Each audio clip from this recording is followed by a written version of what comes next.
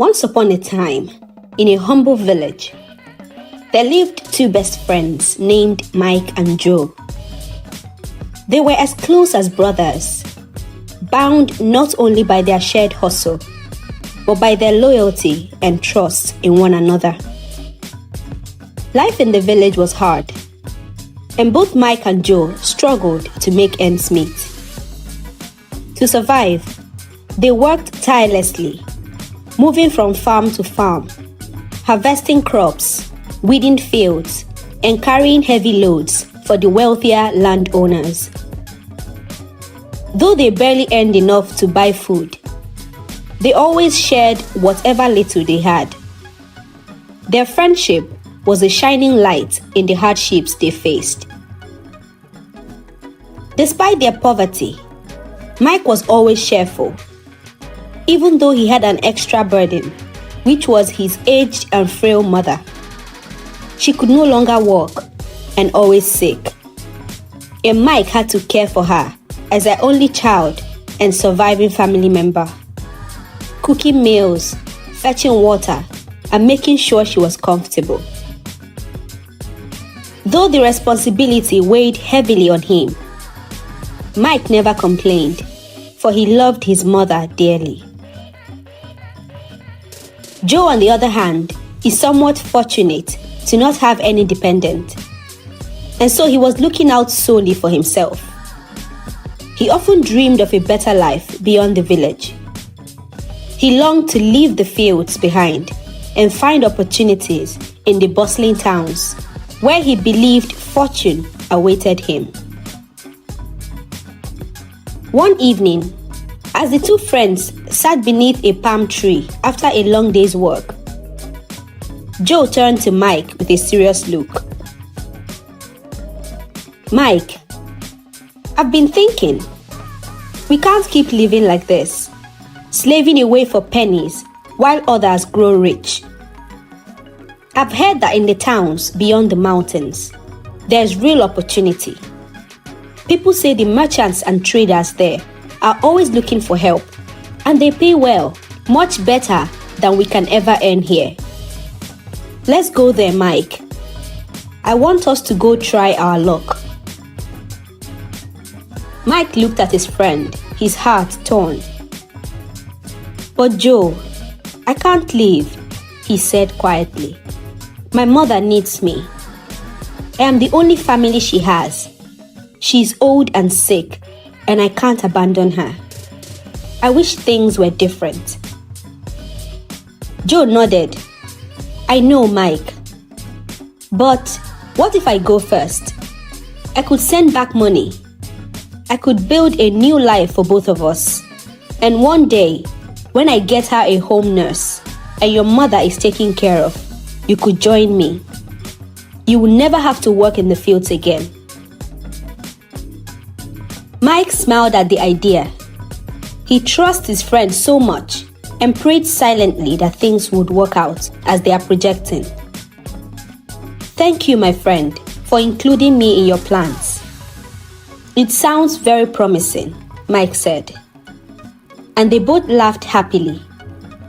But suddenly, Joe's laughter turned into a cold sigh. There was one problem. Joe didn't have enough money to travel and start anew. Sensing his friend's worries, Mike spoke again. "What is the matter?" "Mike, I need your help. I don't have enough money to make the journey. If you could lend me what you have, I'll be able to leave and set things in motion. I promise, once I make it big, I'll return. We'll be rich, and I'll repay you 10 times over," Joe pleaded. Mike trusted Joe like a brother. Despite his own needs and the little he is saving for his mother, he decided to lend Joe almost all his money. "I trust you, Joe," he said, handing him the coins he had worked so hard for. "Don't forget about us when you are successful." They shook hands and went back into their separate homes, feeling hopeful. In a few days' time, Joe left the village, filled with hope and ambition. He promised to return soon, with riches beyond their dreams, and Mike bid him farewell with teary eyes. Joe arrived the big town of Choba and was overwhelmed by the sight. He settled into a shelter and found his way to the busy streets to offer his services and seek the fortunes of the land.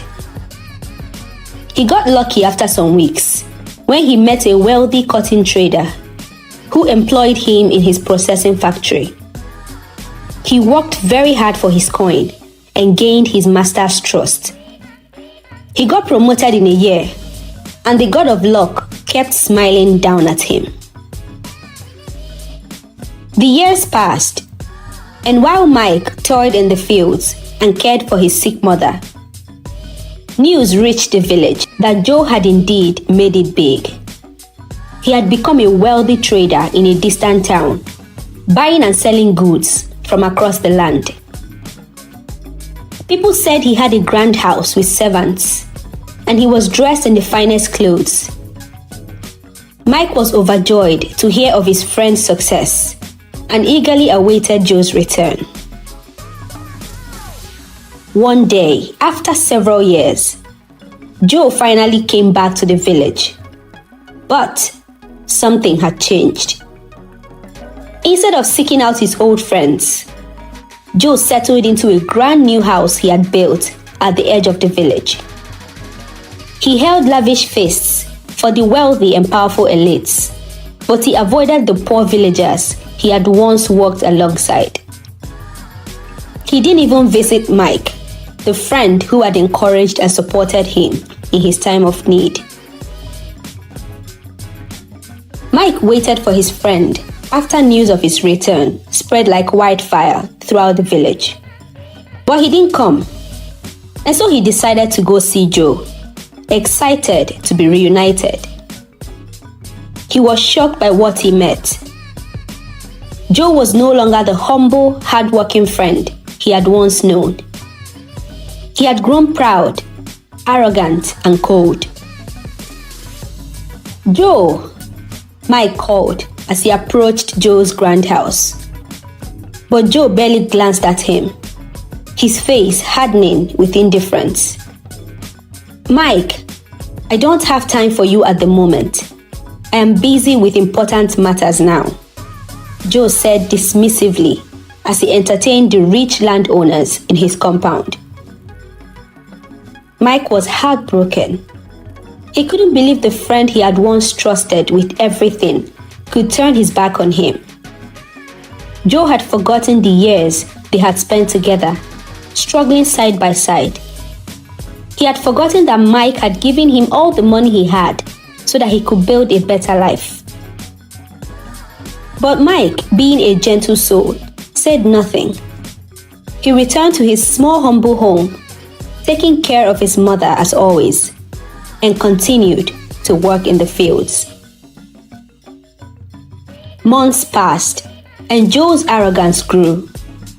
He flaunted his wealth, scorned the villagers, and turned away from his past. But fate, as it often does, had plans to humble him. One day, a powerful merchant called eBay from a neighboring town, who was jealous of Joe, accused him of cheating him in a trade. The accusation spread quickly, and soon, other traders turned against Joe, refusing to do business with him.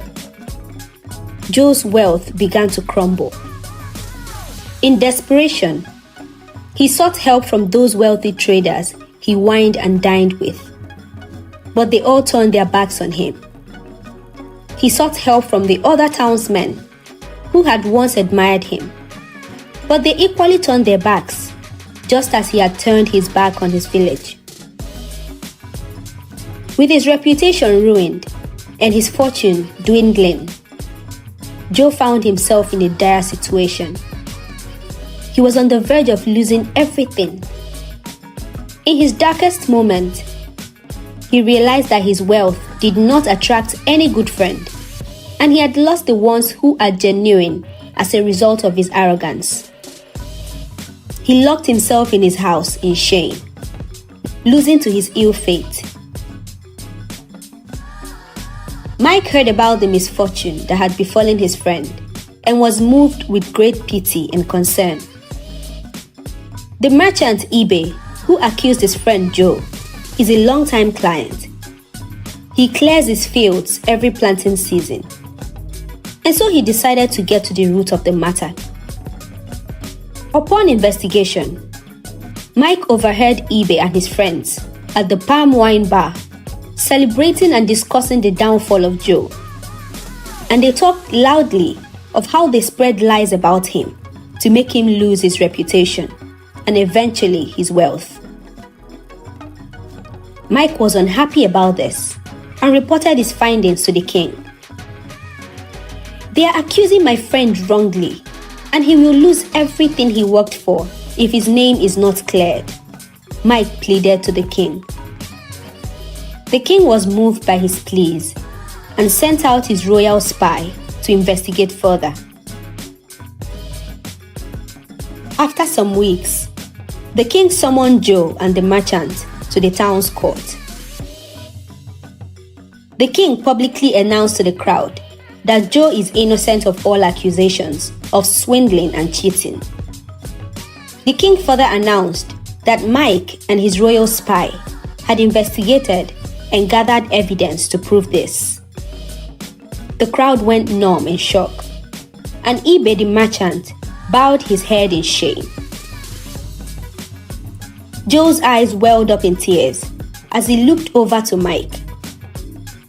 How could he help me even after all I did to him? He felt so ashamed of his behavior. He fell on his knees to apologize to Mike. Mike embraced his friend Joe into a tight hug, and they both shed tears. "I have wronged you, my friend. Please forgive me. I let my fortune take away my conscience." Joe wept uncontrollably. "I do not resent you. You are my brother," Mike responded as the crowd cheered happily.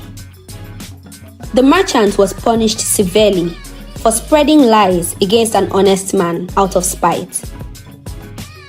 Joe took Mike to his house, determined to fulfill all his promises and, most importantly, rebuild their friendship.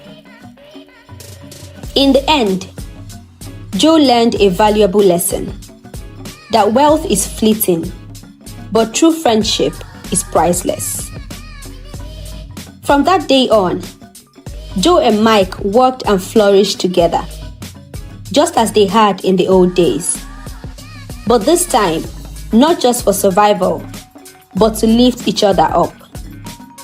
Their story lived on as a lesson to the villagers and to all who heard it. Wealth may fade, but the heart that holds love and humility will always endure. This is the end of my story.